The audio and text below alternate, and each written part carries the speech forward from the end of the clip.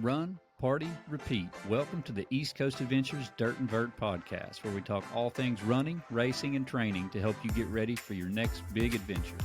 Learn from our successes and our failures, and have fun at the same time. Join us right here every week with inspiring guests who share their captivating tales from the trails. And remember, nobody cares. Run faster. All right. Welcome back to the Dirt and Vert Podcast. I'm David. And I'm Matt. And we have Jason Green from the Yeti Trail Runners with us today.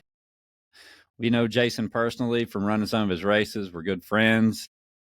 You know, we reach out and help each other when we can, but I'm a big Yeti fan because I started running their races with Mike Taylor. So Mike Taylor signed up for the Yeti 100 years ago, and I paced him, and that's where I got to actually meet Jason and learn about the Yeti Army. Jason also is an ultra runner. He's been an ultra runner since early 2000s, probably.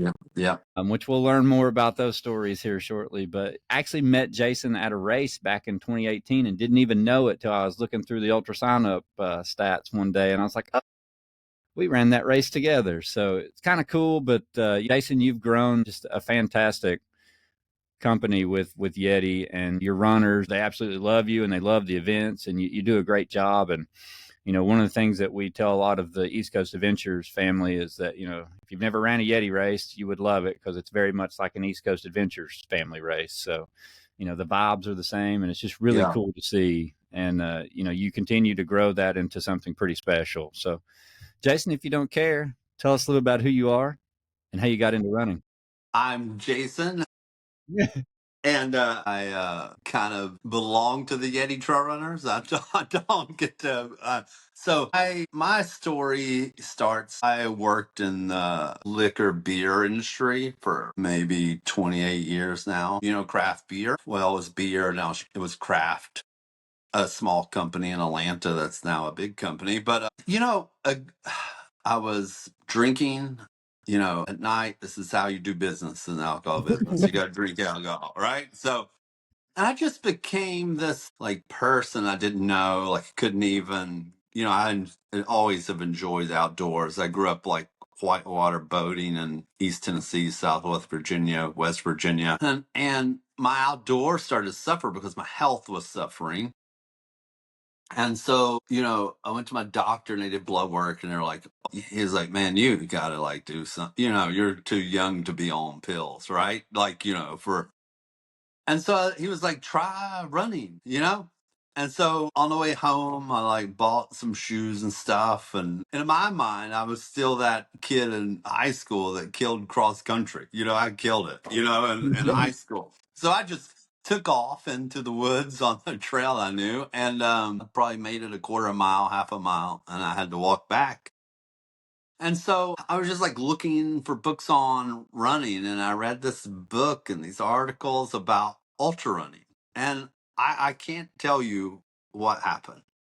It just opened something in my heart, my mind. It just, for some reason, at this time, I'd read this article in the same office about someone running 50 miles in the doctor's office. And it just was like eating at me I got to run 50 miles. I got to run 50 miles.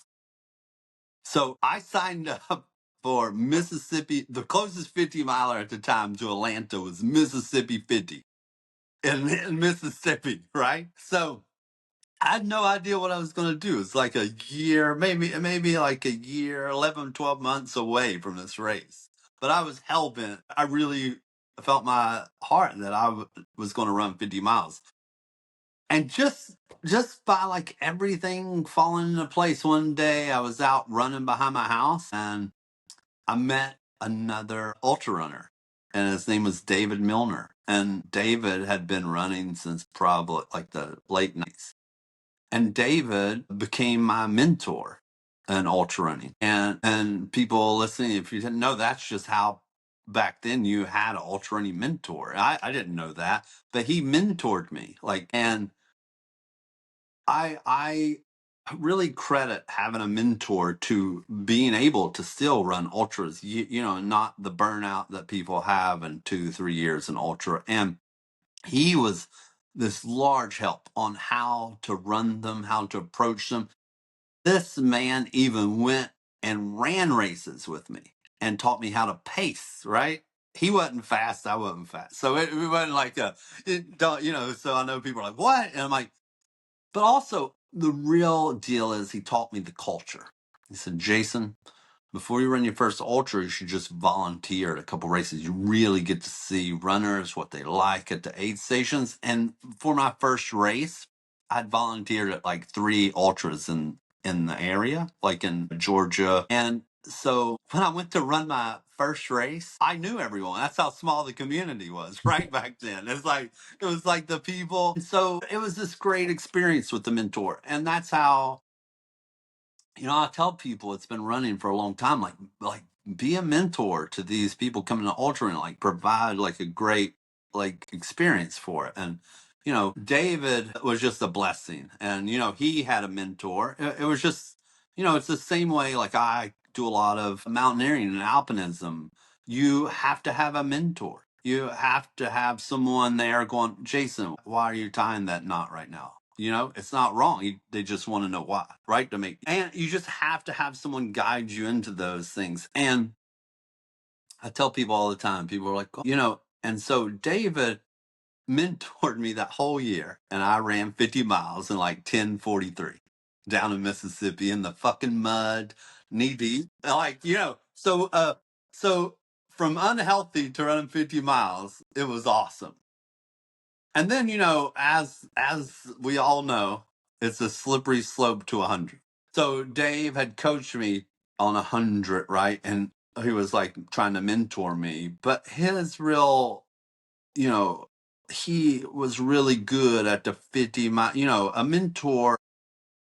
So, I really wanted to run Pinhoti. Like I wanted to run it. It just spoke to me so much. And so, but Dave had known, and that's when I went and got a coach, Janice Anderson. And Janice Anderson is, the people don't know, famous runner in the Southeast. She's awesome. And she coached me 200 miles, right? So it was pretty awesome. So that was it. And I just blossomed. And at the time I was running this race, I was like always like the skate punk kid. I still ride a skateboard and still get in arguments with people that come out and kick me out of skating spots. I mean, I always be that person. But so at the time, the culture of ultra running was very like this, like if you either won it, and these races left me feeling very like isolated and alone, right? And like not in a sense that where you're like alone running in the woods, but like, and I just remember running a couple races and I would finish and the RDs wouldn't even be there, like no one cared, like they went off, I can't tell you. And I was like, how? And I really was like, how the fuck does something that like beats inside of my heart like leave me feeling so empty? Like at the end, like you feel so like you don't belong because you're not fast enough, right? And uh, and you know, and that's where like people at the time I lived on a state park, they were coming to my house and we're running every week, and we had this like great vibe, right, all the time. And it was just out of my garage. It was very easy because I had all the fucking craft beer you could drink out of the garage, like, and, uh, and those runs started to build up. And then I said, what if we, make a race, a, a 50K, and extend the cutoff? Like, because at the time, I don't know if you remember this, like, man, at the time, it was like 8 hours. You don't get back here, your asses go home, right? Like it was, I said, what if we, like, I was convinced people would do better if we pushed it to like 9.5 hours, because it would take the pressure off of them and let them just have a good race unfold in front of them. So that's how it got started. you know, uh, I just took everything I had learned from skateboarding. I used to put on contests, down behind the Chevron when I was like 13. So I really took the list I wrote myself. My mother made me write this list of rules to myself when I was putting on a skate contest.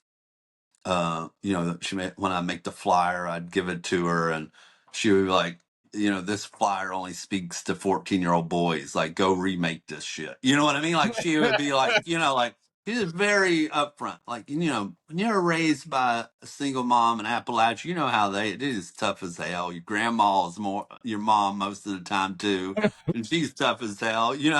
And that's how it came to be. And at the time it was groundbreaking. I saved a lot of these emails about people would send me emails to be like, 9 hours is not ultra running. Like, they would fucking take the time to send me emails like that. And I thought, who the fuck are these people to define it? Like, it can't be defined. And I always thought of ultra running as like skateboarding. Like, it's hard to define how people derive pleasure from it and how they do it or they want to do it. Always really, at the end of the day, said, to everyone, running is yours and no one can fucking tell you how to do it ever. Right? It belongs to you. And it can't be told how you do it. And that was the end of the day for me. I stuck by those rules. I got a lot of shit. But guess what? Suddenly, all them fucking old dudes, had to fucking, like, I don't know what happened to them. You know what I mean? So I don't fucking know.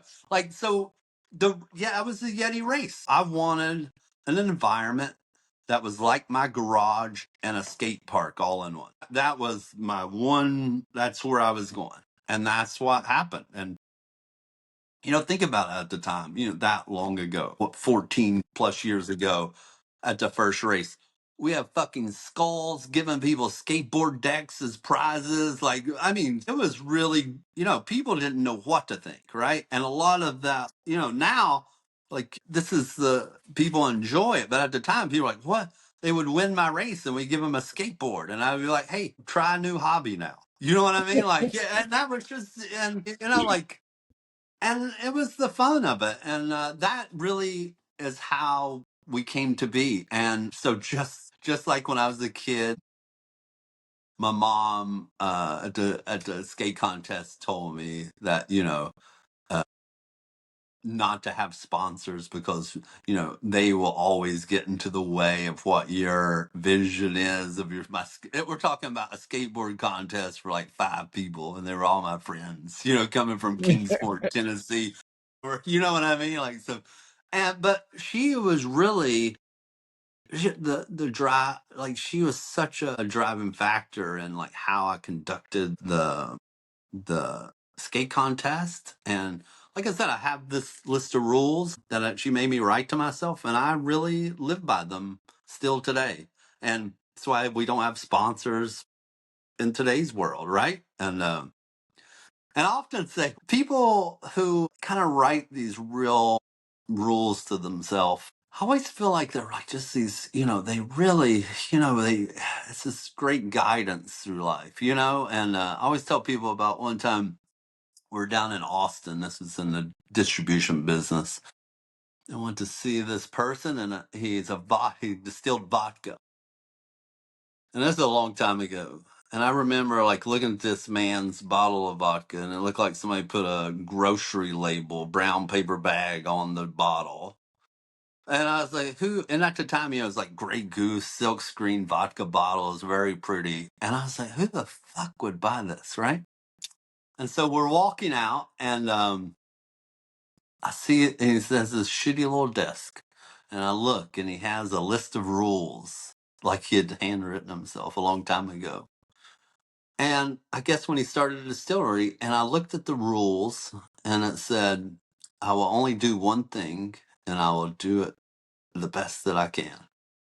I think about this even today, like when I want to change my way, that this man his name is Tito Beverage, he owns Tito's Vodka. Mm-hmm. And at any given minute in this person's life, he could make another $300 million by making orange vodka. That he still lives by the rules. He does one thing and does it the best he can. So that like kind of reinforced my own rules. Hell, I wish I had did something that made me a millionaire though. You know what I mean? Like, so be real easy to live by those damn rules. You know what I mean? But those. I just like that. I just like that. I've always encouraged. I have two daughters, and I also encourage them to kind of write out like a just something to themselves. So when they become adults, and you get beat down by these other adults, that you still kind of remembrance of these guidance that you gave yourself as a young person, right? And so it really helps. So hopefully, someone, I don't know, I just enjoy it. And it's never too late to write yourself some rules and guidelines, and Yeah. Well, I mean, it builds your values and it builds character and it defines who you are. yeah, Like even if you've not wrote them down, most yeah, people have certain things they will not yeah, do or Yep. they do. And to think about that in your business makes a lot of sense, because one of the things that you said early on at the start of this podcast was that you finished a race and nobody was there. I have done the same thing and I have never ran that race director's race again. Yep. And Mhm. and here's the thing, it's like, understand, like, on occasion things happen and there's yeah. times where someone has finished our race and no one's at the finish line. But man, See, it's that's because the ambulance is over here picking yeah, I somebody was getting up ready to say. and there's a fire over here, and like, there is those one-offs that happen. I was getting ready to say. In a 34-hour race, when you finish at 4, I Yes. could be napping. But this is why. But I want someone. When I say I finished, no one was there. That means no, like there wasn't like an assistant race director. Was it like it wasn't like, hey, did any? I crossed the line. I was like, did anybody get my time? You know what I mean? Yep. This is why or Yeti Jarian, because like you said, as a race director now, you get pulled a lot of ways, right? Like a long time ago, just take care of, we ran a race a long time ago together in the heat. This is like no one came out to the course to get you if you were laying down. You just need to get back. You know No. what I mean? And like, so sometimes nowadays, yeah, you have to leave, but Jarian, our DJ, comes in hand, he has a lot of life, right? And Yeah, Jarian's awesome, man. yeah.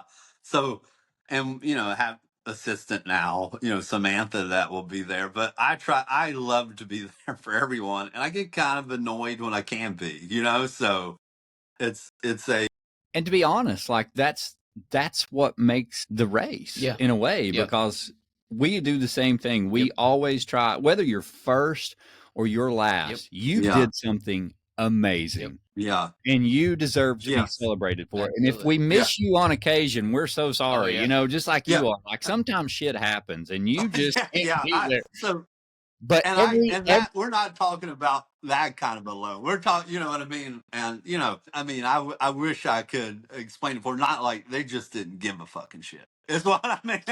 well, and that's actually what I was getting to was, I finished this race and I've never ran this race director's race again, because I was there for 2 hours after I finished and never saw the race director and had to get my own medal off of a table. And Yeah. like, that to me, like, I don't care how great the race was. Yeah. I want someone to Yep. be there to say congratulations, to Yes. like make Yeah. sure that my time was right. Like, Right. come on. And Yeah. that's the thing. It's like, you spent money to Mhm. do something, and you also just did something pretty damn amazing, and you deserve to be celebrated. Yep. And that's exactly how we feel. And I know that's how you feel about your race. Oh, it is. Yeah. Yeah, I can't agree more. This is a time to have fun and celebrate, right? And like I said, that's why, like, Mr. Inspiration in a Yeti costume is there when it's 90 degrees in the costume, like giving it all, right? Like he's like, we want people to have a feeling. And also, we want people to come to the race that are running the race to know they're part of a community and to lift up everyone, right? Just before I got on this, I posted an email I got from someone who came to Dark Anchor 34-hour race to do their first 50K. And I read the email just then, and it wasn't nothing about him running his first 50K. He got to 50K because I went and looked for it at his time. But he was like, I have never belonged to a community before. And I felt so welcomed and like to be a part of this, right? And I said, that's the fucking like I was like, thank you. That is the real, that's what, that's what I want, right? I want you to come because, man, fucking life is difficult. It's difficult mentally, emotionally. Like we all go through it every day, right? Like a lot. And I want you to come and be free of those things for a moment and belong to people and be uplifted. Like have this moment where it doesn't matter if you're first, the middle, or last. You belong to something that's great and fun to do, right? And that's what I want, right? I want you to come, and that means if you DNF, that don't come have a great, like, just being part of the energy. Like failing at something is also awesome, right? Like Mm.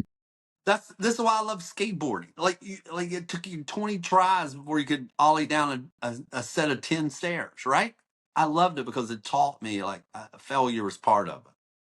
Well, and I mean, we probably both, all three of us probably know runners today that have done 500-mile races and have yet to complete one.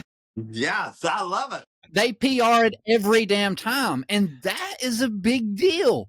Like eventually they're going to finish it, but like it's a big deal. They had DNF'd at 50, then 70, and then they got to 90. Like we all know those runners. And yeah, dude, that just because you DNF, that's still a huge ass accomplishment. That is the greatest ultra runner ever. Like that. Yes. Like sometimes like I feel like ultra running was created as a way for some of us to, like, it's the extreme of something. So sometimes we're supposed to fail, right? Like I always feel that way. Like because some people get really down in the dirt when they DNF, right? Like so down. I'm like, this is the purpose of this. This is the extreme of running, right? You know what I mean? Like this is one thing in life that you can really fail at, and then you can spend the next year working hard and come back and fail again, but then you'll unlock it, right? Like, I mean, it's just like that's the beauty in all of it, right? Yeah. Like, Well, and it teaches you that failure isn't really failure. When you fail at something, all you did was learn another way of the way to not do it. Yeah. Like you're always learning something. And hell, I still DNF 100-milers. I've DNF'd the last two I've ran. yeah. So, I'm hoping Yeti 100 goes much different. Yeah. Who knows? I mean, but that's the beauty of it. You and never know. And I this one thing I like I said, that's why I like skateboarding. I one time read like about Tony Hawk and the 900, right? And Yeah, baby. just the shit that man went through to land the 900. It was like just like crashing and burning, right? Like but eventually he did it. But that's why everyone loves skateboarding. It teaches, like, the failure teaches real valuable lessons, right? Well, yeah, and just, dude, his origin story too is another one that's just really cool because he was like the littlest person ever. He was the one that, do you know this? Do you know the story? I know him, yes.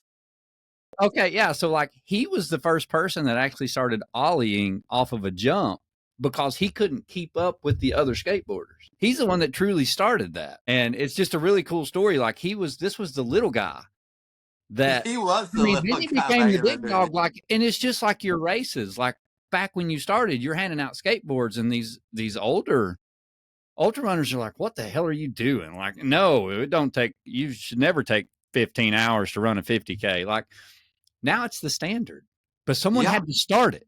Yep. I agree, and I agree, and you had to make ultra running as a community and be, like you said, I think the more people that belong, we capture the right people and set the tone, right? Like I said, I got inboxes full of, like, not so much anymore because people, the internet will bite back if people send shit emails now, right? But I have a folder of people who, partly because I, when I started hosting ultra races, really came out and said, ultra running holds a spot for you no matter what. No matter what.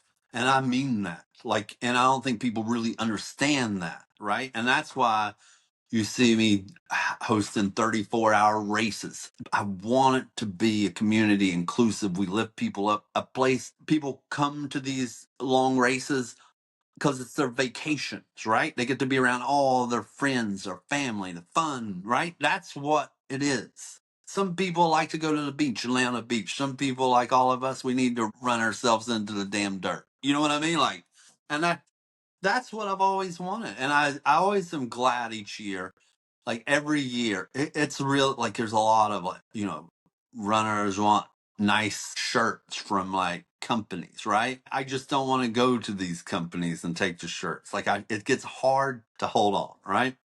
You know, my skateboard guy, the skateboards are made right here in Atlanta. He fucking wants to go up on price. I'm like, hey, you can't go up on price. You know what I mean? Like, well, look, just we've been doing this a long time. Don't screw me on these damn skateboards. You know what I mean? Because we don't give me no damn tariff bullshit. Because I know you're making them in your garage. You know what I mean? Like so. Yeah, but I have to order these screws from A.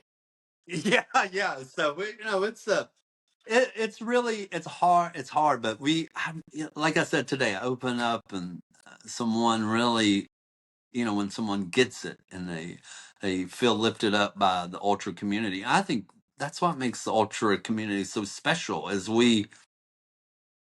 you know, I, people that run races like yourself, and you fucking kill it out there, right? You stick around and wait till the last people come in. You celebrate everyone. Tell me, is the people winning Boston Marathon doing that bullshit? You know what I mean? Like you come out, You personally see fucking me stand out there. yeah, fucking win, fucking Yeti, and sit there and cheer everybody in. That's hours. Mhm. Hell, I'll turn around and look at you this year. I said, how the fuck is this guy still moving around? You know what I mean? So But it but matters. that goes to It show you matters. that's the spirit, right? Right there is we're all together. Yeah. There isn't the only time I get jealous is in like 100 milers when people can finish them and go home and write their blog, take a nap. You know what I mean? Go And to you're bed. still running? I do. That's what I tell Patrick Regan. I was like, man, well, you come out here 12 hours. I was like, shit, that's my 50 mile. You know what I mean? Like, anybody that can sleep in their own bed during 100, they go away. You know what I mean? Like, Yep. I just so. But I do love ultra running. I love like you guys and other people like really hold the culture high and keep the community like going where it needs to go, right? Because every day I look on at these people. Some people ask me about a race, and I'll go look at it, and I'm like, the fucking race director doesn't even run ultras, right? Like, how can you relate to someone at mile 40 when you've never been at mile 40? I have that's a real problem with me, right? The 50K should not just be an add-on. Like the person putting it on should love it, embrace the spirit of ultra running, and all that it is. So I have a hard time sometimes with that, and I want to lash out, right? Like, when people are like, we're putting on, this, 50 miler. And I'm like, who's this person? And I'm like, they have never run an ultra. How are they even going to understand runner needs? And that I hate because I don't want new ultra runners to come in and that be an experience because more than likely it could be a bad one, right? Absolutely. Because how people that run my races, sometimes you just gotta have a talk with them out there to get them going. You know Yep. what I mean? And that's how it is. And right?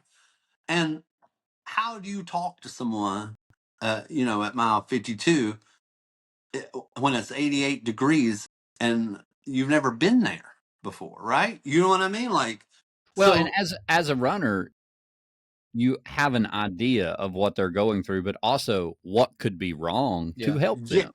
And there are certain 100%. Yeah, things you do not say to someone that's 80 miles into a race. yeah, And you truly don't know that unless you've either A, volunteered at a race and experienced that firsthand, or B, you yeah. ran the race. Yeah, I agree with this. I agree. So that's my only thing like nowadays is I want people, because back in the day, it was just ultra runners that put on ultra races. Right now, I see some that don't. And I often worry, like, I don't want people to come into community and maybe not feel that vibe that's so awesome in ultra running, by ultra runners, right?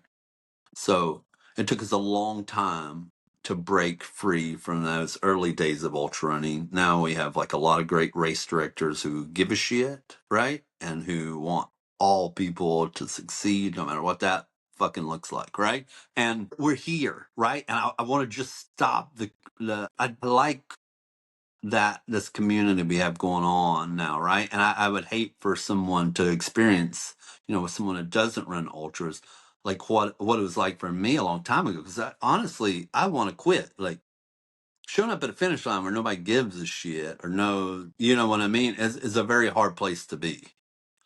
And they're not around. It feels very lonely, and you just feel like you don't belong because you're not fast enough. You know what I mean? And Oh, yeah. like yeah, and it's a hard case, Well, you don't I want to sit. You don't.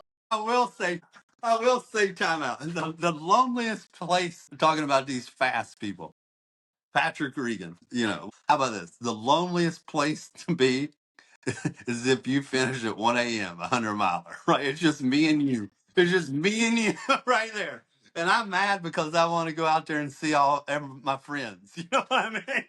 Like, don't run the race so fast next time. You know what I mean?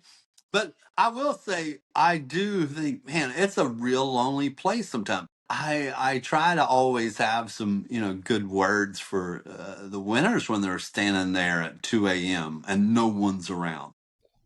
There's no crews around because the crews are out crewing. There's no other runners, right? And it's hard. So I always try to make them feel like, you know, it's a very hard thing to do. So because I never will, I don't want them to feel alone, but I think when you're running 100 miles in 12, 13 hours, and that's just part of it, right? The great thing is they get to go home, write their blog, take a shower, sleep, and then come back with their trophy and stand around for the golden hour, right? You know what I mean? Like, shit, I'm gonna tell you, I wouldn't mind to know what that feels like one day. This is why I love 50 miles. I love 50 milers because I get to go out to eat with people and I get to sleep in my own bed. And I Oh just yeah. it's awesome, and I recover very 50 fast. miles is one of my favorite distances now. Yes, yes. You don't have to go super fast like a 50K. Like I said, you get to go out to eat with people and drink beer. You know what I mean? And like, Well, I mean, I love yours because I finish at the brewery. Like I mean, true. I finish your race and I walk in and get my beer and I walk back to the finish line. I just get to stand there. It's great. Celebrate and have fun. This year, I was pacing my friend at Miwok in the last 15 miles there. And I was like, yo, like, it ends at Stinson Beach. It's like, there's only two places that are going to be open. And if you don't pick it up a little bit, we ain't going to have no place to eat. You know what I mean? And No Waffle House there, apparently. yeah, she got it done in 13 or something. So we pushed in. It might have been 12 hours. So we pushed real hard back in. And we went and ate cheeseburgers and had a beer. I love it. I love it. It's a good, that's always my thing in 50 miles. Get it done to go get something to eat, right? Well, your 50K that you started out of your garage. Yeah. Do you still do anything like that? Is that race still going? It is. It's called the Snake Bite. That's the one that's Saturday. Yeah. That's the race happening this weekend. And so that's really cool. That race has survived from Jason's garage. We've had a lot of variables in the race because it's always run in August, right? And then in Georgia, that's hell on wheels, right? Right. And oh yeah. So the first race on in August in Tennessee, so we know exactly what you're talking about. In the early days, the first 3-4 years, no one needed ambulances, right? People would come, they just could suffer and be hot. But then we got in a period where people like had these hearts and didn't want to quit, you know, and they would run themselves. And one time, the 5 ambulances came, and the park manager was like, "Jason, you're gonna have to move us to another month." He was like, 5 ambulances, it's one too many, you know, and he was very nice about it. But so it's been through some variations. So tomorrow, He says that like so calmly. He's like, so it's been through some variations. yeah, I mean, just to try to hammer out this, like, you know, because it gets really hot in August, but I think people should love to run in the heat, right? In August. And I like running in the heat. And so tomorrow, so it's been like last year we did it at nighttime. So, you know, every year it's like kind of a surprise. Like this year it's an 8.88 hour run. So, you know, you can get a 50K in, you know, and on a cool little loop through like some forgotten trails in the park. And those mechanisms kind of stop people from just like, you know what I mean? Like going too far. Because the park wasn't happy about the ambulances, you know. They were like, hey, it was funny how it was presented to me. I still remember today, you know, because I lived on the park and I was very good friends with all the managers and you know, because they would see me so much, and partly because they live on property, and they would see my headlamp come by like in the fall, you know, their house at like 9 a.m. and you know they're all great managers at the time. Thank goodness, have been tremendous supporters of the Yetis, and in fact, it's like, you know, one of the managers went to kind of oversee Georgia State Park systems, right? And that's who called me. I'm just like, Jason, I want you to bring the race to down here. He was living in Savannah to Wormslow. And, you know, we had just, let me back up. So this guy, manager, used to see me run by his house, right? And he came out to me, and this is real weird and shit. It's kind of like how and he was like, "Can I join you for a run?" I was like, yeah, you know. This guy came out, you know, my house. We ran. He made about 3 miles, right? And we just kind of walked back. But like every like Tuesday, we're doing runs, and Thursdays he's like showing up, and then sometimes he'd meet me up by his house in the park, and suddenly we were running like, you know, he's running like 10 mile loops at night, you know, and he ran he was like, I thought his goal was just to run a 50K, and he ran a 50K, and then I told him like in one like January or something, I was like, oh, I signed up for Pinhoti again, the 100. And he was like, "You think I could run Pinhoti?" I was like, hell, why not? You know what I mean? I was like, yeah. So the guy signs up for it, and he's only running 50K. And the guy comes down there, and he runs it in 28 hours.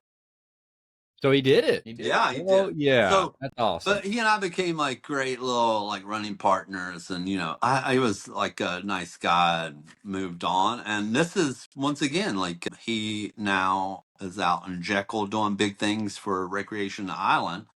So that was the deal. He's like, I want you to come out to Jekyll Island, you know? And he was like, I think it'll be a lot better experience for everybody. So, you know, it's really funny how life evolves, and this guy ran 100 miles just like I met David, this guy, and you know, got into ultra running. This, you know, Ranger met me and got into ultra running. And you know, like I said, if you're listening to this, you've run for a few years, like be a mentor to someone, like grab that new person, because if people get mentored will stay in ultra running for a really long time, you know.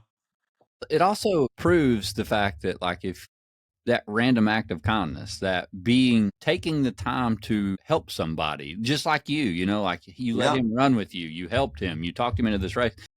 You truly never know. I actually just told the guys this today.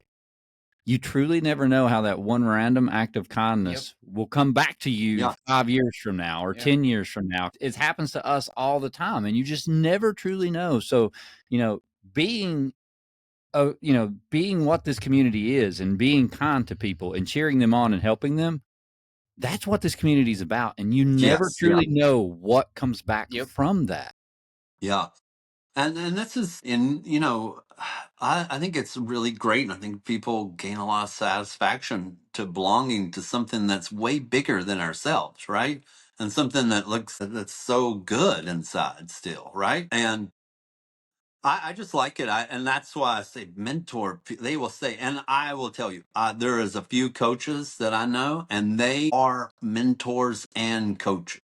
And I will say this, and you probably find their names on my website. I don't know, someone manages their website. I don't know what the hell's going on, anymore. I mean, that's way beyond me. I'm also like, who goes to the websites? Apparently, a lot of people do. You know what I mean? I used to just go to Ultra Sign Up, right, and look for a Mhm. race. So, but I do think that if those coaches seem to have really I know a lot of them, and I'll say, Mary, Arabelle, and, even Patrick. I will say, like, when the runners come to our events, I see they have the spirit with them, like good ethos right there. They usually do really well, but they get it, right? Even if it's their first or second race, like they get it. And to me, I like coaches who can coach and mentor. Like I said, I just had a dude that was an awesome mentor, and he is like his early career, he was a stand-up comedian. So I never felt like he was just so fucking funny. And it was like, back when like comedy was good comedy. You know what I mean? So it was just very fun to always run with, and it's a great relationship. And like I said, with Janice Anderson, she was a fantastic coach and helped me really break the barrier, because I just couldn't unlock that distance, and she helped me unlock it. So speaking of that, I want to ask you, like, what got you hooked for ultra running? Because I can't imagine your first race was a great experience. Like, it may have been, but like, what got you hooked? I'm going to tell you something. People, like I said, when I read about this guy running 50 miles, it woke something up inside of me. Like, I can't explain it. There's been a couple things in my life that have done that. And like, how about this? I still ride a skateboard forever, right? Like, and I went to say goodbye to a friend of mine that was leaving, and he's like he was really rich. We were just, most of my town was like poor, but his family had like a lot of money. So I went and he and I were like really good friends. And I went to say goodbye to him when I was like, I guess I just turned 12, maybe. And they had already moved out. But there was this like at the time it was like I don't know, it's like a Santa Cruz skateboard, and they were like $130 shipped, from That's where you had to get them in California, right?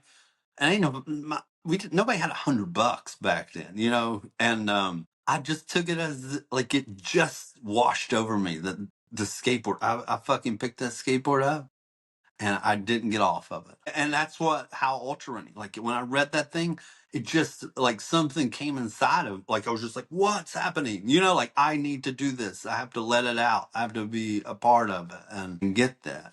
And that's what I've done. And I can't explain it. It just spoke to me like very deep inside. Right. And both of these things I'm very passionate about, and I dream about them, and I love them, right? And I don't know. I can't explain. I didn't get in, I always joke that maybe my mom didn't hug me enough, and that's why I run ultras. I don't know. I don't know. She had to work a lot. It's hard in Appalachia sometimes, but Oh yeah. but I think, I don't know. It just really, uh, there's something deep inside of me, like skateboarding. I still follow skateboarding, like I follow ultra running. Like, I just love it. I just think, Well, and the honest truth is, like, you have to be passionate to be a race Yeah, director. you yeah, definitely. yeah, And that's why I was just curious, like, what got you hooked? And it sounds like you just had the passion from the first point you even learned about it. Like, it was like yeah, a fire inside of you. yeah. And I just knew because I I had mean, to get race it out. directing's hard. Like, it truly is Yeah, hard. It's, you know, and it doesn't pay that well, and it's hard to do. You're almost like a carny because you're driving all over the place. So, it's interesting. Like, everybody thinks like these race directors are super successful, but like, there's only a few in the world that make a lot of money. And we know who they are. They got to swim. You want me to tell you, when you got a swimming pool?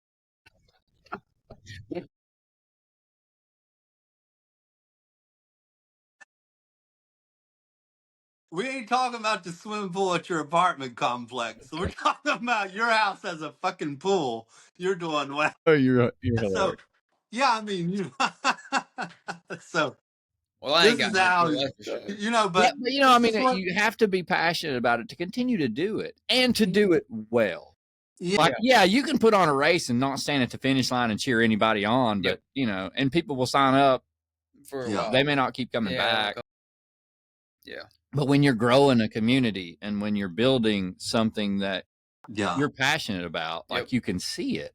And that's what I love the most is like when I come to your events, I see some of our runners that are in the ECA events in your event, and they're just, they're happy and they love it. And I Yeah. love that because it's that same vibe, it's that same feeling. And to see good race directors throughout the East Coast, you'll see the same runners following those race directors because of that reason, because they know you care about them. They know you're going to cheer them on, and they know they're going to have a good time. Yeah.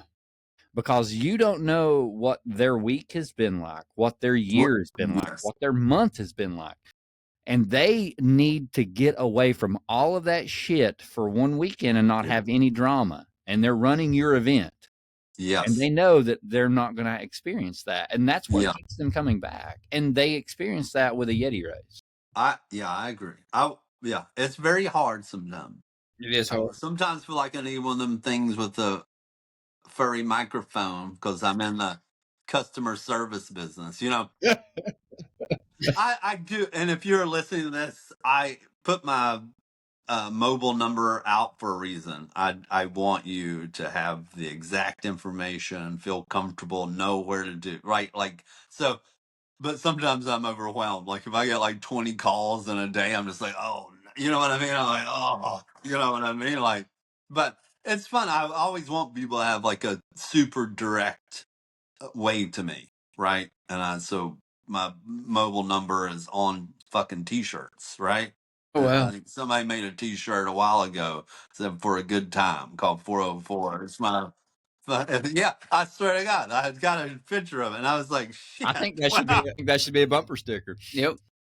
So The new decal. but yeah, I mean, I want people, but I love it, and like I said, I can talk about it to people, and it's fun. I just enjoy, and I enjoy, like you said, I like we talk about like running races are extension of that race director, right? Always they are, and they're personality and how they run and traits run all the way through the race, through the volunteers, through everybody, right? And like, so it's awesome when I go run a race and I see, like I love the Chuckanut DK. Chrissy Mole, like is a long time ultra runner, like tremendous athlete. Like her personality is at every aid station. I come in at aid station. How about this?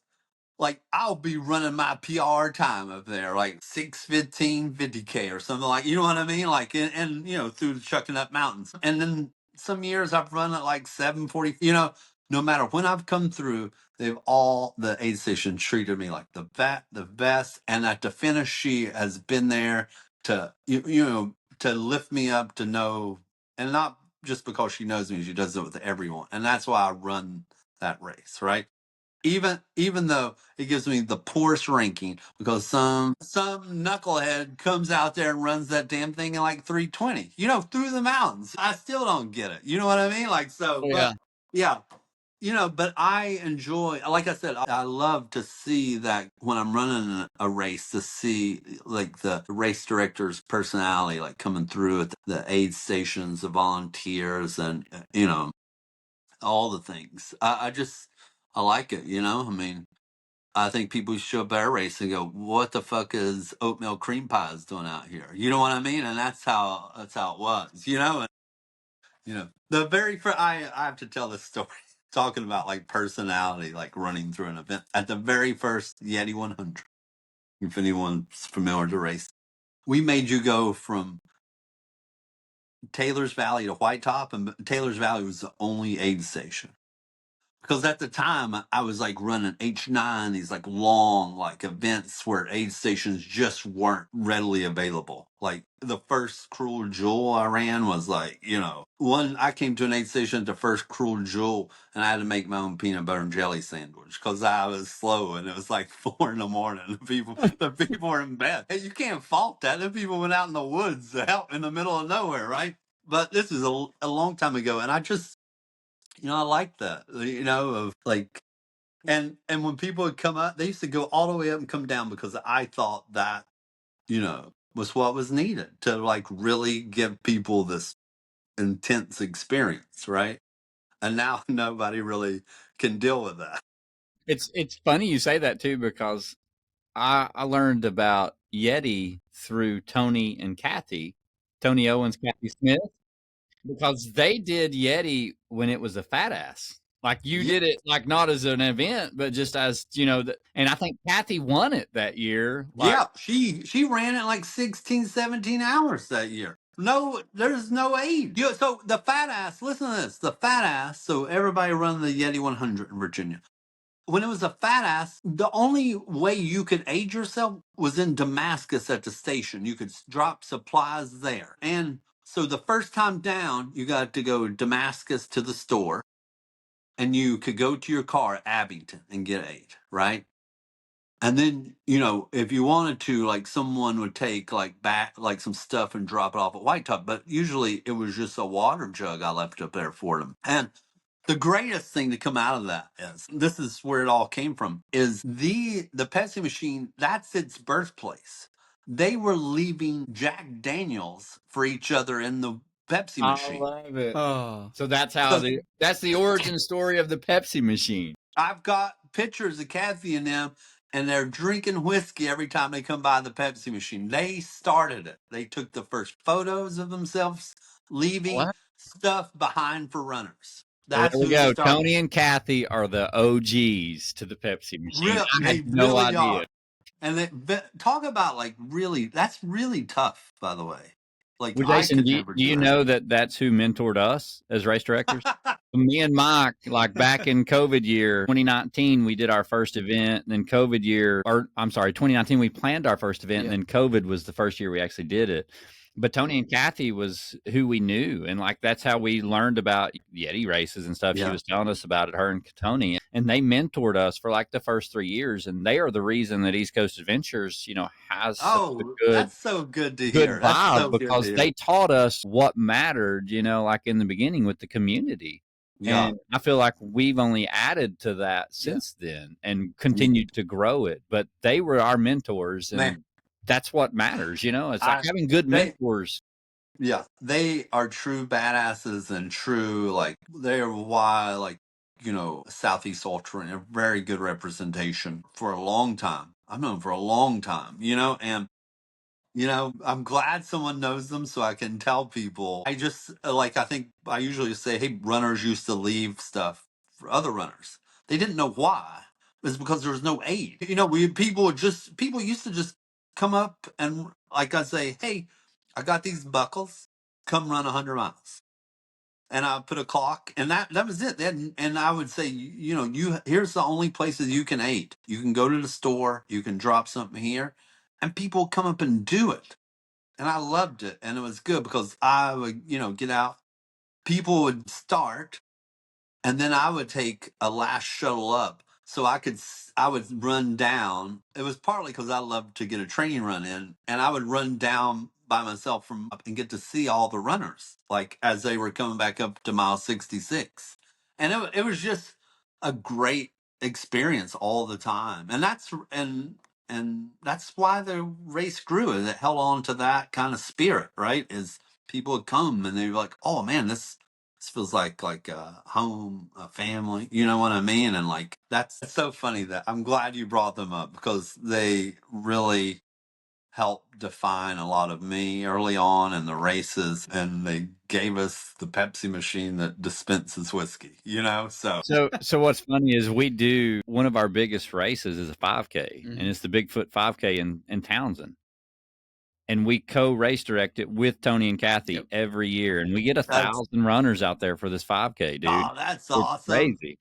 Yeah. And Tony, and Tony, you know, like Tony, Mike, Matt, myself, Micah, all of us, Brandon, Stamen, we're, you know, what's funny is like for years it was just me, Mike, and then it was me, Mike, and Matt. And me, Mike, and Matt know Kathy as mom.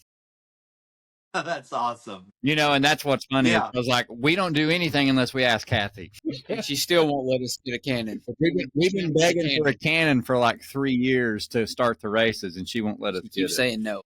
Yeah, she is an incredible badass person. I mean, if you stop and think about that for a moment, that running upper 16s, flat 17 miles, aiding yourself in a 100-mile race, that's pretty incredible. Like, I mean, I look back at those days as, you know, at the time, that was just the world we lived in. But I look back and I think about how incredible. I mean, the course record was set the first year before Patrick broke it, and the same thing. He had to run from Taylor's Valley up to White Top and back, right? And he just did it, and I like it. It's so funny, and that's a great lesson. Like, right, you and I have run races where you're like, oh man, that's 10.5 miles between us eight, and that's 88 degrees, and you know what? You just got to do it, right? Like, and that's where you kind of find out what you're capable of, right? I mean, I imagine those people in the early days of the Yeti 100. I mean, I couldn't do that, by the way. You know, I really couldn't. But you know what? You had to start somewhere. Yep. Yeah. And kudos to you for like throwing it out there and trying it, because I mean, that's the thing. And it goes back to becoming an ultra runner. To be honest, like if you ever want self-confidence, sign up for a damn race and go do it. Because even if you fail, you're going to figure something out. And that's the thing, is like when you sign up for an ultra and you fail, you're going to figure out a way to do it at some point. And that's the same way with race directing. Like you're going to fail. Hell, we fail every year. Dude, something new happens every year that we've never experienced, and we have to figure it out. Yeah. There's ultra running sets you up for that success, you know, like it really does. You're just like, okay, I'm going to figure this shit out. I like when people come at the end, they're like, oh, Jason's such a perfect event. I was like, oh, really? I got like a notebook of shit to change. You know, and that's the deal. Is I always want to move it forward, and I see little things. Like I said, people ask me, I've never in my lifetime put on a perfect race, and nor will I ever. I always have notes about, like, some people might see me at Pack and Pick Up, you know, maybe we need to make changes. And as people change and ultra and these more new runners, you know, we have to, you know, make it more accessible, more fun. You know what I mean? So you know, I'm always writing down and like really talking with everyone about what we need to change, right? You know, I wish everything could be the same every time. It would make such a pleasant vibe, right? But you know, after these notes and everybody, the aid station captains, everybody has to be on board for the change, and you know, make sure you gets communicated properly. Yeah, we always, like I said, I've always write notes down about things I could do differently. You know, maybe when I feel like some of the vibe is maybe creeping off, what we could do to change. You know, so that's always, you know. Oh yeah, no, dude, we got to experience that firsthand in August for Fort Frenzy. We had a car get backed into twice, and it got backed into while they were writing the report up from it getting backed into the first time. Someone else pulled in and backed into it again, and like it was so unfortunate. It was so much stress, and the runners were out there running, had no idea their car got backed into twice. Never in a million years do you think that would happen in a 30-minute span. It got hit twice, Jason. I mean, I felt so bad. And the park ranger's like, you guys definitely keep me busy. Every time that I've been scheduled for your all's weekends, she said the last time we called 3 ambulances, I believe, or 2 ambulances. I was like, yeah, it was, and then a storm came through. She came up and checking on. She's like, how you guys doing? Yeah. Well, you're lucky you live in a world where somebody stopped to leave, you know, at least somebody left their credentials about backing in. You know what I mean? Like nowadays, well, that's what's good about this community. Yeah. Nowadays, people just back into you and pull off, So, Not ultra runners, oh, baby. no. I'll leave you 10 No. minutes to say sorry. I want to ask you a question about your Yeah. running, though. Like, we Yeah. didn't go through a lot of your races, but I want to ask you a question. Like, Yeah. of all of your events, what has been the hardest one for you? Like, you've ran, because you got a bunch on here. I'm just curious, like, is it your first or is it your longest? No, like in the early days of H9, where it wasn't like flagged, and we're kind of going into unknown at like 90 degrees, and it's like 58 miles, not 50 miles.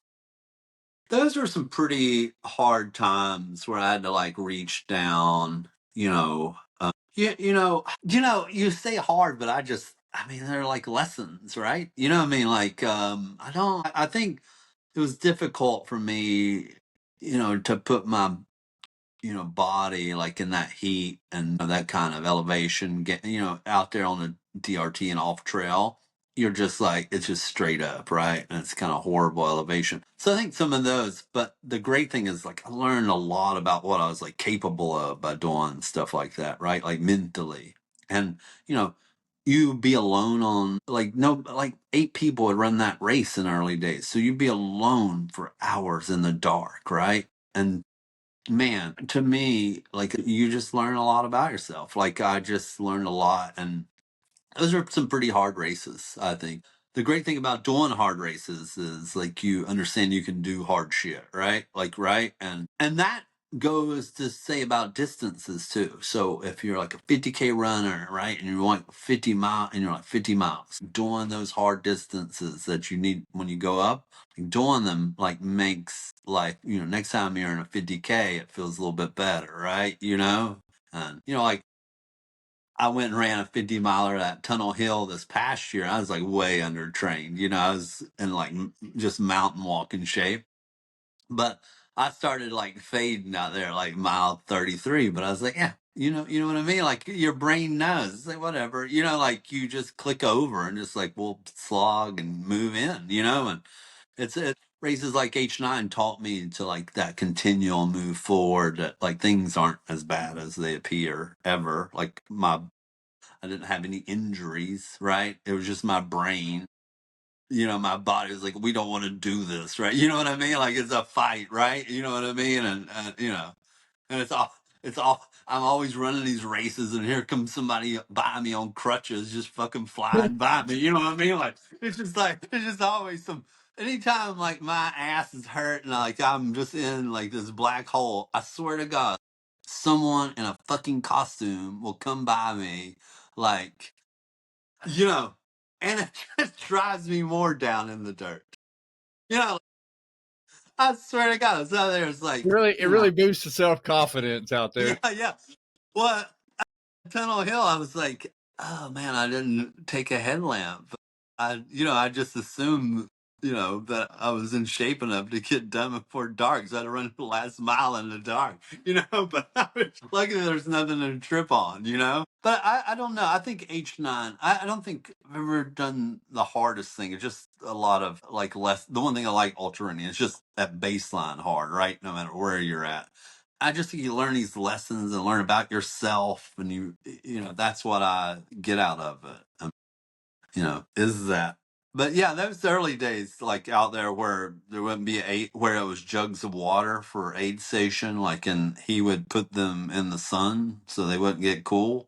Like, it was tough. I ain't gonna lie. Like, And it tastes like plastic. yeah, yeah, and you want to drop out, but there's nobody to drop out to because at the time, it's very hard to get volunteers in those early days. The community wasn't as large, right? I remember this one race. The race director, his girlfriend, the person working the farthest aid station was her ex-husband. This is how bad shit gets for volunteers when you call your exes that outdoor aid station. And I got to this aid station, and of course, he didn't want to be the fuck out there, right? You know what I mean? So nothing is out there, like nothing. Like it was horrendous. So those I love those days, though. I have very fond memories of going, Jesus, like And so that race taught me a lot about myself, you know. Well, and the honest truth is, like, what you're talking about, like those moments where like you don't want to finish and everything sucks. You don't Yeah. remember that 2 weeks from that race. No. You don't remember any of The it. next day. So I will tell you, someone sent me a podcast like a year or so ago, and they're like, "Should listen." This guy told on this podcast told you saved his race, right? Oh, what is this guy's name? I know he's a nice guy. He's from Florida. Anyway, we're coming up this off trail climb, and it's like, if you run H9 5 times, you retire from it, right? So it's like my 5th year. So, well, first off, let me start this. I was running like a race one time. I had this like great crew, Tom. He always so nice. And the race is 100 miles, really hot, and I mean I was chafed, right? So my undercarriage was like chafed, like chafed. And I come in there, I was like, dude, I can't do this. Like I'm walking like I've been riding a horse for 2 days. You know what I mean? And he's like, Frankenstein, no, bro. no. He's like, oh no, Jay, I got you. We're gonna put your balls in a sandwich bag. And I was like, I thought the guy was joking with me, right? He wasn't joking. I said, I'm gonna tell you something. If there's ever a point in my race where I gotta put a I was like, I'm gonna take up if there's a point in my race that I'm doing that, I said, I'm gonna just take up bowling, dude. Let's go to the house. You know what I mean? So we went home. So I'm coming up out of this like off hill climb, right? And I mean, I'm struggling. It's 92 and it's like, 1,200 feet a mile up to the top of roads off trail, right? And it's hard. And I'm coming upon this guy and he's like weeble wobbling from chafing because just the humidity, heat out there in the August race. And I go by him. He's like, man, I'm so chafed. I don't know what to do. And, in my brain, I was just being humorous that everyone was in on the joke. It's like, oh, dude, just put your balls in a sandwich bag at the aid station. You know what I mean? And I just said it like very humorless. So I go on. I don't think anything of it. I don't see the guy. And just like a year ago, someone was like, and this guy was on a podcast and he was like, yeah, I guess they were talking about the Yeti race. He's like, yeah, Jason Green one time saved my race. He told me to put my balls in a sandwich bag and it worked. And I made it to the finish line. And I was like, well, I guess that shit did. I should have said it. I was like, I couldn't believe someone did it. I've never heard that. I have never heard that. Well, I guess I hope someone tries it one day, but it feels like I But feel like that would be a microwave though. If I find the podcast, I'll show you because it sent me the podcast. It's like I thought it was just going to be a joke too, right? But I was like, holy shit, it does work. Oh, dude, that's gotta be like, I mean, you're growing shit like it's a greenhouse, man. What? How did he get? Did he like? How does he get it? I'm gonna tell you something. Like I didn't when my crew person told me that. I said I don't know whether to fight you right now. You know what I mean? Like I was like we're talking about some wild kinky shit going on. If you're talking about we out here on a damn Forest Service road in the dark, and you're telling me to put my balls in a bag. I mean, you might as well just be like, well, can you pour that bowl of M&Ms in there first? I was like, how could we ever tell my mom if I died along the race course? How does it stay in place? Yeah. How does it? You gotta tape it. He taped it. Yeah. It don't just sit. Yeah. Well, when you unwrap that present in the end, somebody's in here, that hurts. Hell, maybe Google like balls in the bag during the race. You know what I mean? And see if it pops up. It's on a podcast. And I was like, someone actually did it. And it was because I did it. I'm not just as I thought the dude would laugh. Have you tested this since then? Just I will never look. I've told you another day. If there's any chance of me dying and shaming look, I'm gonna tell you, if I died and someone found me with my balls in the bag on a trail, my family would be shamed for generations. Like, you know how Appalachia works. They could not they wouldn't even let me be buried up on the same fucking ground as they were. You know what I mean? Like Jason, I ain't doing that shit. stuff, I brother. will do a lot of stuff during a race to get to the finish, and that ain't. We'll go to the house. That ain't one of them. You know, like I can honestly say I don't think that I would ever try that either. no. No. But this person, I wish I could remember his name, and he's a nice dude. And when I listened to this podcast, I kept waiting for a punchline. I was like, "Oh shit, this person actually did it!" You know, I can't believe it worked. Like I just Well, I sent it guess to that guy light. that recommended it to you, he's tested this theory out. So I was like, "Shit!" I was just set it to lighten the mood. You know what I mean? I've been running for 10 years and I've never heard No. that one. Ever. Yeah, dude. It's still sometimes I think about it, like especially in the summertime I'm running. I'm like, man, that dude did it, and he got him to the finish. I was like, I can't believe it. You That's a know, whole lot cheaper than lube. I'm calling every you. aid station has a sandwich bag usually. You know what I mean? Yeah, you get a peanut It's butter just jelly sandwich and you just use the wrapper and you're done. if I find I'm gonna go find this person's name, you gotta get I a might clip listen of to him. it. I gotta listen to it. You gotta just send him a message about how that worked out. Like I just am very curious too, right? Like so, Anna. This is man. The great thing about this race that made it so fun and hard. We're talking about the early days. Is you sent out drop bags and that was your aid station. And I remember like one time I was so like I'd put like Coke and I'm allergic to chocolate, so I have like these smoothie peanut butter cups. I like love, like they're it's just like a good candy, and like it's like a soft candy. I got to the aid station when I dropped bag, and the people who had dropped my bag off, like, this is what people did. They took all the shit out of my bag and took it with them and poured red wine in the bottom of the bag and put a Playboy in there. That's what I got at this aid station when I showed up.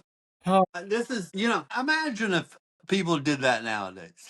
What would happen, right? No. Like, anyway, but that's what made the race fun and made it hard and made it all interesting.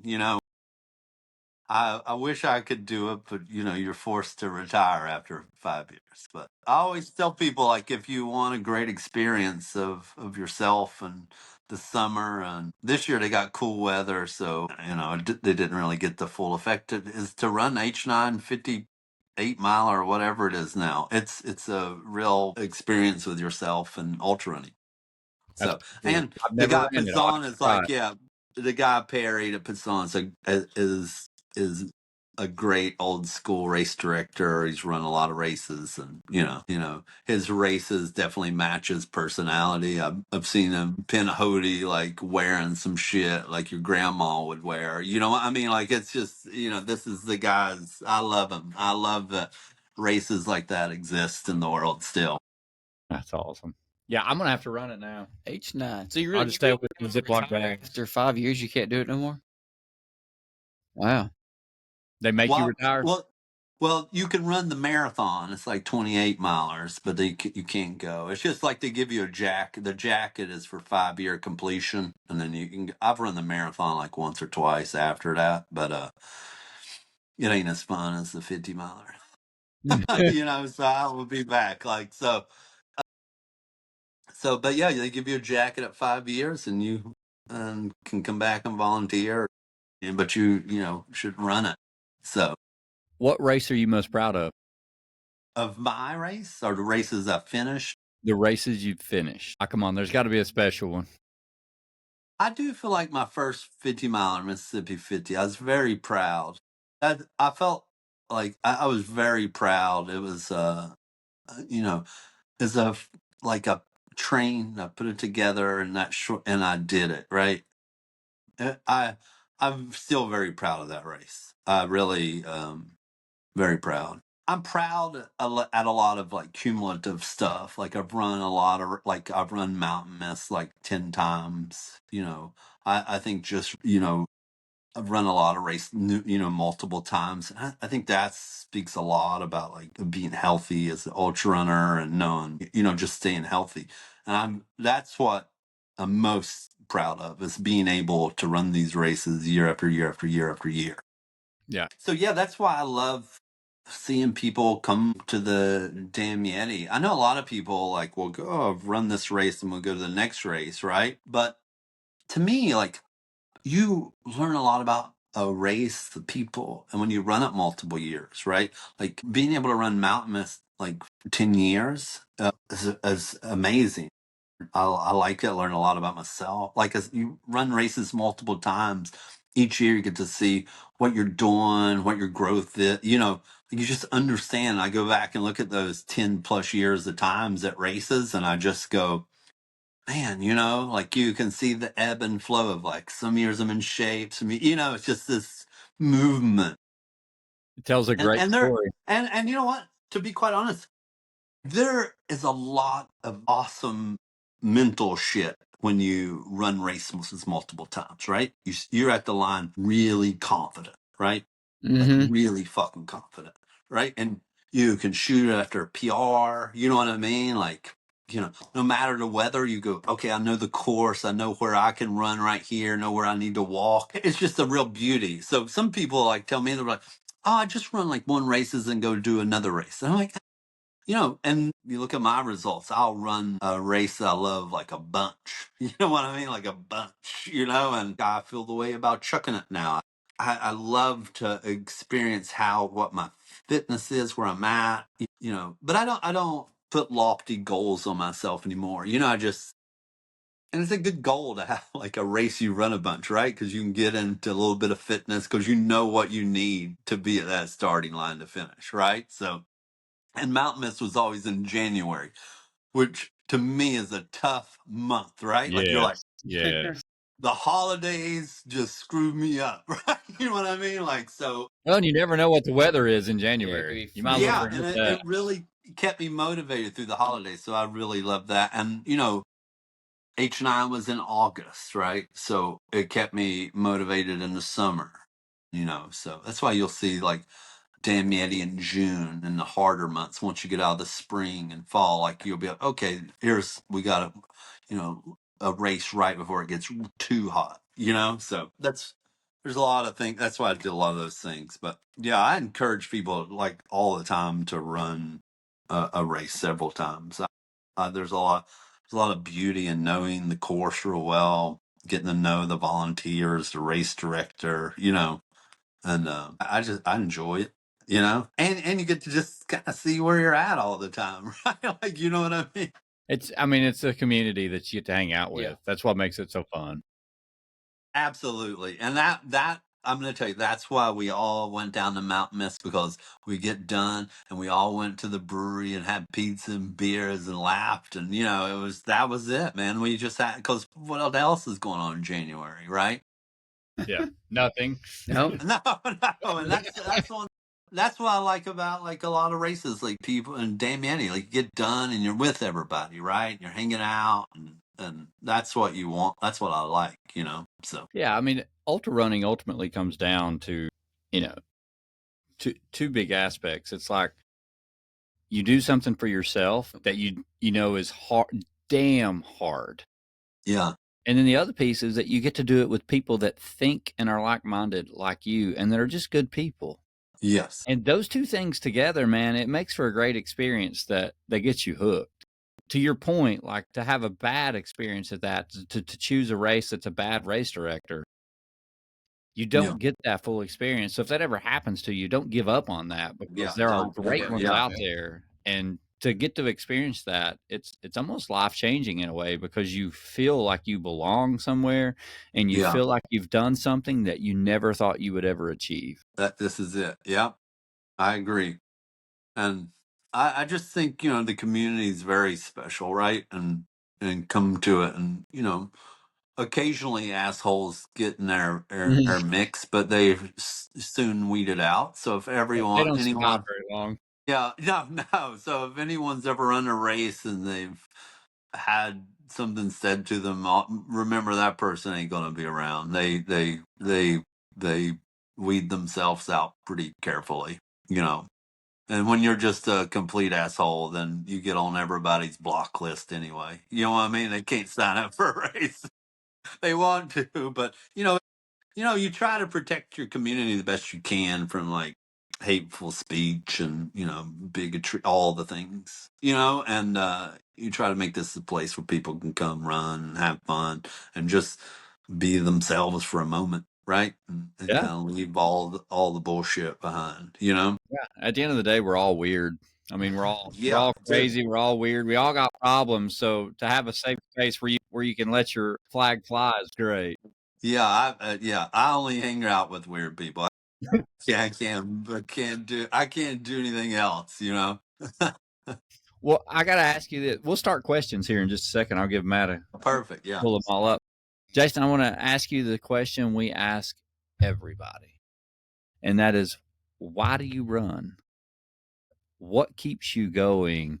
With already having a busy schedule and being a race director and doing all the things you do and moving around and traveling, but why do you keep pushing yourself to be a runner, and why do you run? It's because it's one of the most soul satisfying things that I do in my life. It really satisfies me in a place that's really hard to reach. And that's why I do it. It really feels like that when I'm out for a run, no matter where it is. There's this like satisfaction deep inside of me. I don't look at a watch. It don't matter if I'm running 12-minute miles, 8-minute miles. It don't fucking matter. It just satisfies me. It's like there's something really deep in me, right? And it only can be satisfied when I'm doing that. And that's why I run, because it really makes me feel whole. That's a great answer. We've been on this podcast for you're our 102nd episode, and that is probably the quickest answer and probably the deepest answer I think we've ever heard at the same time. So I love it. Well, I mean, yeah, it's not of any outside influence. Like I said, I had, my mother really loved me. Like I had a great childhood.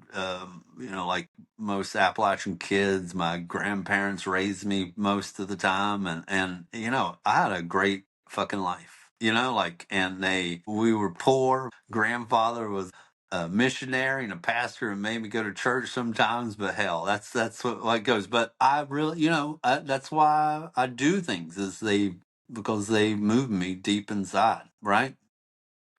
Some people like to get together and play Scrabble. Well, other people got to run themselves into the damn ground. You know what I mean? Like, so that's it. That's a great answer. Love it.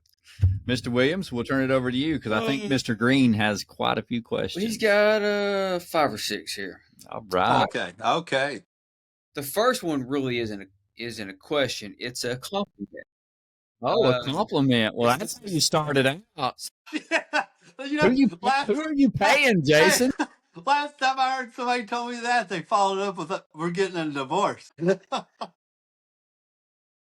I think you're safe here. I think you're safe. Get down that road. All right, it says no questions, just a compliment. He puts on the best races ever.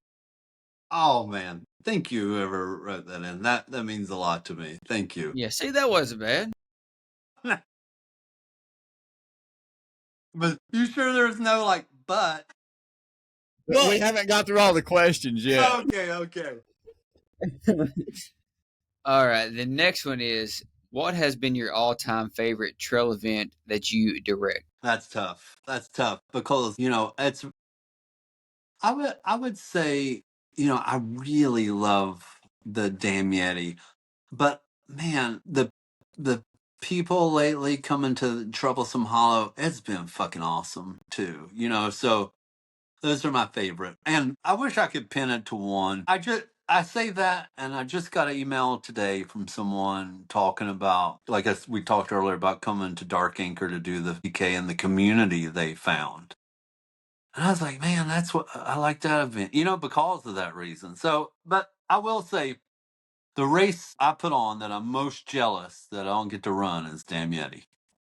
If I didn't direct that race, I'd run that every fucking year. Jason, can I direct it for you and you run it? We'll swap one year. I enjoy I'm done running it. 2 years in a row is enough for me. I will swap with you. This year I got to run the Sunday 25K Pepsi Challenge, so that was awesome. So It is a great race. I would run it. I saw that you did that. That was awesome. Yeah, I wanted to run the 25K but I like to be there. And also during ultra, I think that, if something's going, I should be there. Right. Well, I agree. And yeah. That is a fun one though. And that's like the perfect distance. Dude, it's got my name all over it. Finish, have beers with friends, like hang out, Jerry and Raisin Hell. Like I'm like, I go, fuck, I'd love to come into this finish line. Like that's what I always think about.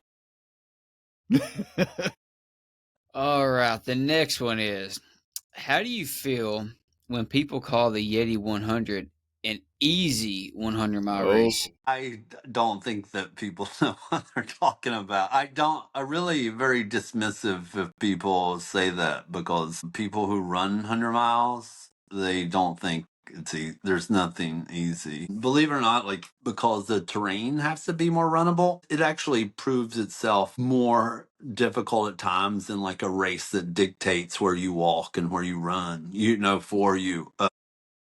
So there's a lot of, strategy to that. But I'm going to tell you something, like putting the running back in ultra running, there is nothing easy about that, right? Like I said, it's hard for me. I went to run, I'm trained, walked up mountains all the time, do a lot of alpinism, very confident in mountains. And this year I was like, I want to go run sub 24. I thought I could train to do it, right?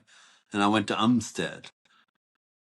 But, the heat came up, but being able to maintain and run and keep pace is a hard thing, right? It's made 100K and the wheels are off, right?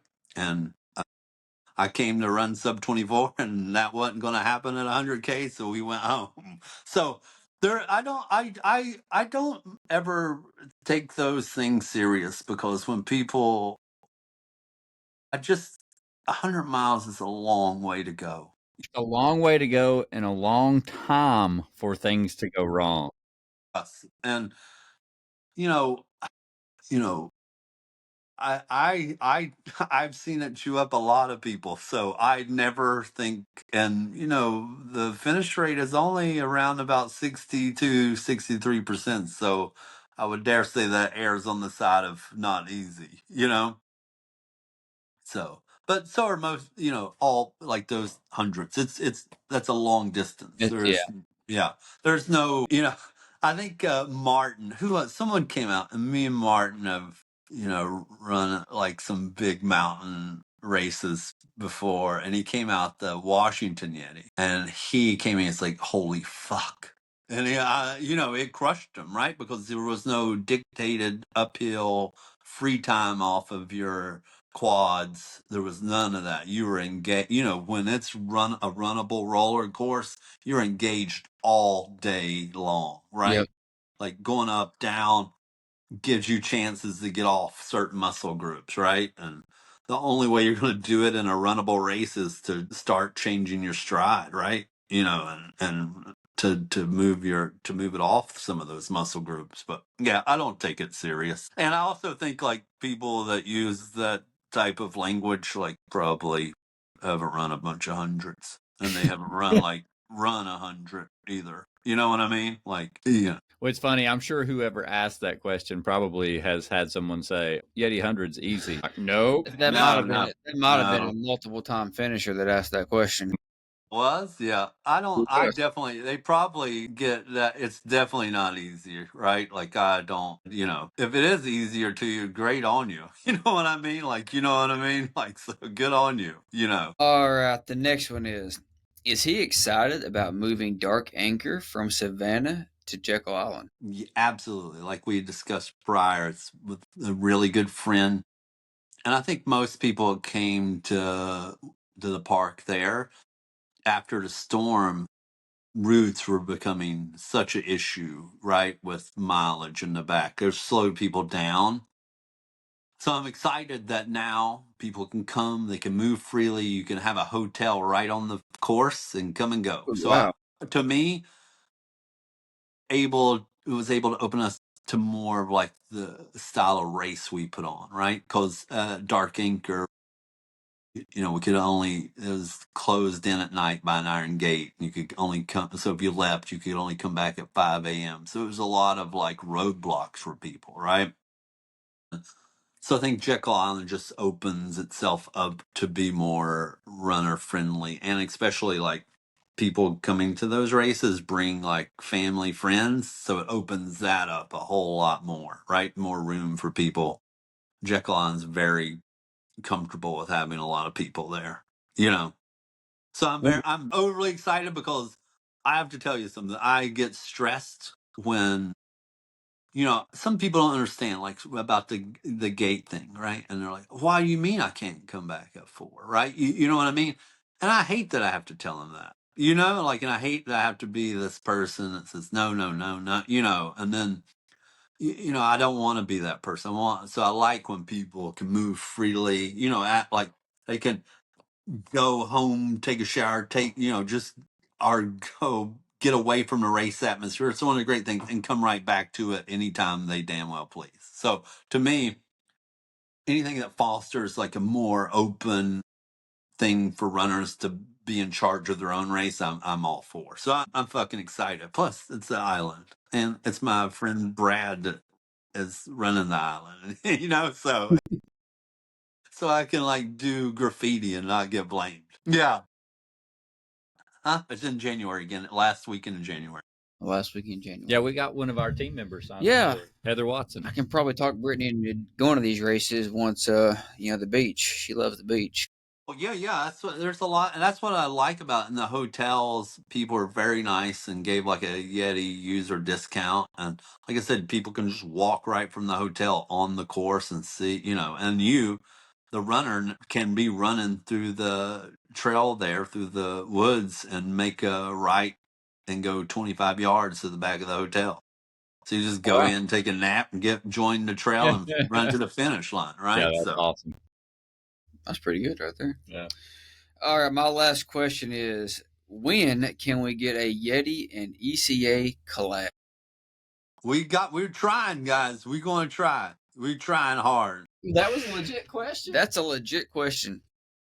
I'll be damned. I got asked that the last time when I was at Yeti 50 picking up my packet. Yeah. One of the ladies that works packet pickup for you, she runs our races. She's like, I think you remember this. She's like, when are we going to see a collab? And I'm like, we're working on it. We're trying. So far, everything we've worked on has fell apart, but we're trying. Yeah. We wanted, East Tennessee. We wanted to do justice to Dolly, and that's right, baby. Every bootlegger it's ever been out there. So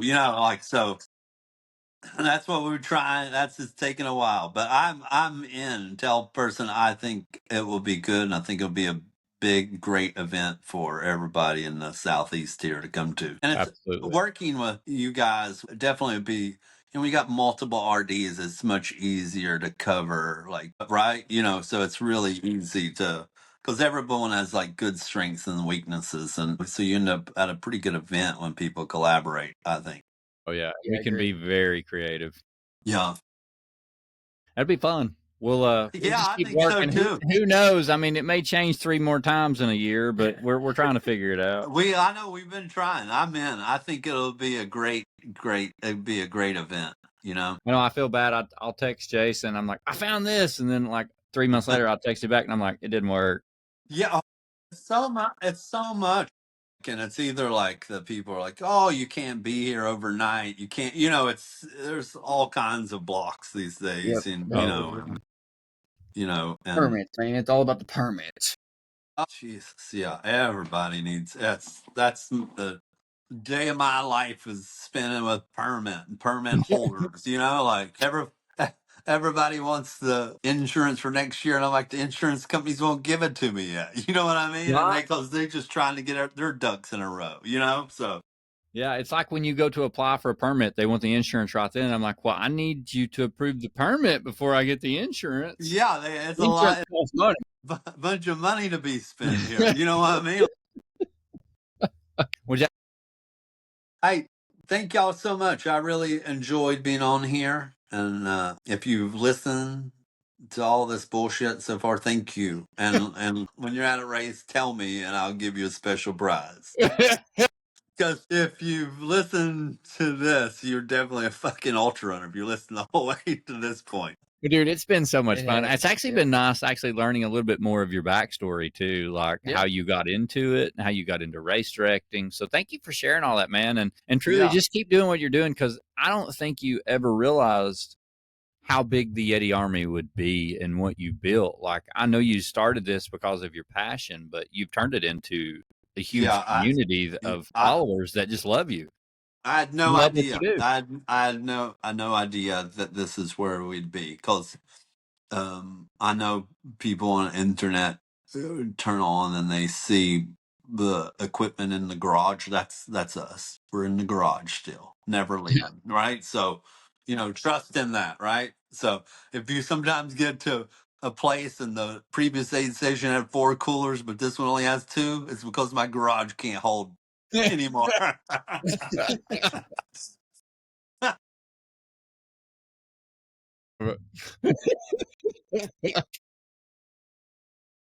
Yeah, we're almost out of room ourselves. I know. We're right there with you. We're landlocked. Our races aren't getting any bigger.